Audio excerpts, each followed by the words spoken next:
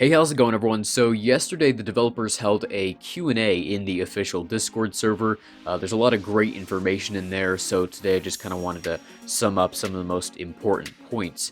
First of all, I just want to say I think it's fantastic that they did this Q&A. You can tell that they're really passionate about this game and that they really do care about the community, which is great. That's something that even some much bigger games can't seem to get right. So let's jump right in. First of all, the most important news, global launch is going to be coming within the next few weeks, is what they said. Most likely that's going to be by the end of March, that would be my guess.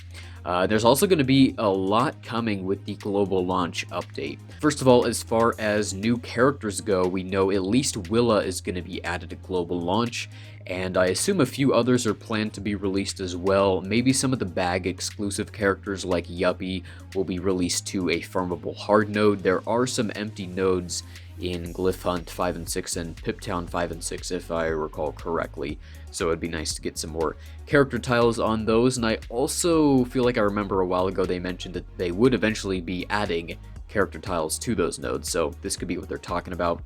They also mentioned that a new Ninjago character, either Jay or Cole, is going to be added at global launch or shortly after, which is great for me because I decided to go for Ninjago as my first team, and that would bring the total number of Ninjago units up to 5 that are currently accessible in the game, which is enough to form a full team. Also, 5 new sets are going to be coming at launch, and this probably includes the 4 currently unlockable sets in the game.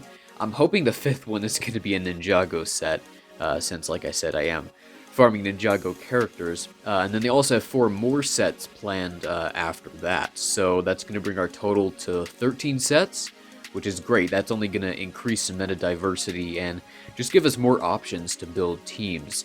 They also mentioned that more characters are going to be getting ultimate abilities for global launch, but not all of them, just some characters. There's this clip I found on the official LEGO Legacy YouTube channel that shows Kai using an ultimate ability. He's like building his fighter jet here, so maybe that's one of the ones we'll be getting, but of course there is a chance that they decided to just end up not giving him one, but that is something to consider. Some reworks are also planned for launch. I assume some of the not as powerful characters like Blacktron Dwayne and Kelvin might be getting a bit of a boost, and maybe some nerfs will be coming as well. That's yet to be determined. The amount of gold from events and challenges is also going to be increased. That will help alleviate some of that gold crunch, which is very prominent in this game. Grit and skill are also going to be buffed, which is fantastic. Those buffs haven't really been doing a lot, so it's going to be nice to have a couple more game mechanics to play around with. And Glyph Hunt 6.6 is going to be getting a slight nerf. They're basically making the next wave of units come a bit later into the battle, which will give you time to kill the first one. That's great because the power jump from 6.5 to 6.6 is pretty crazy. I hope they also take a look at 6.8, because that one is equally difficult.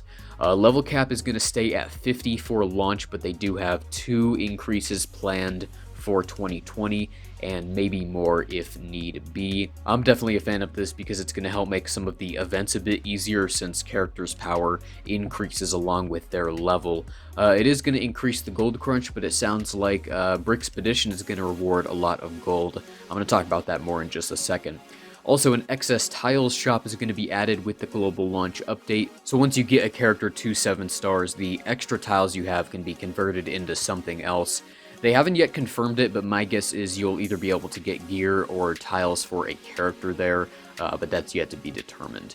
So yeah, let's talk about Brickspedition now. They have said that it's going to reward a lot of gold, which is great. It takes a lot of gold to upgrade these characters, so any more is greatly appreciated. They also confirmed that there's going to be multiple battles for Brickspedition, and your unit's health will be persistent throughout, and you'll be using multiple teams to complete it, and the units you don't use you can send on timed missions to boost your heroes that you are actually using in the battles.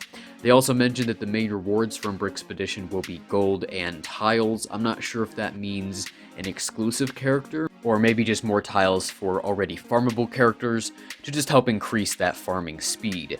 There's also a bunch of guild changes coming soon, including guild quests, which will reward a lot more guild coins and allow us to actually purchase stuff from that store.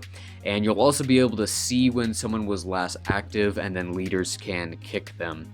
And then finally, brick pace events like the Yeti and master events like Primo will eventually repeat over time. We don't know the exact time frame, but I would guess somewhere around 3 to 6 months.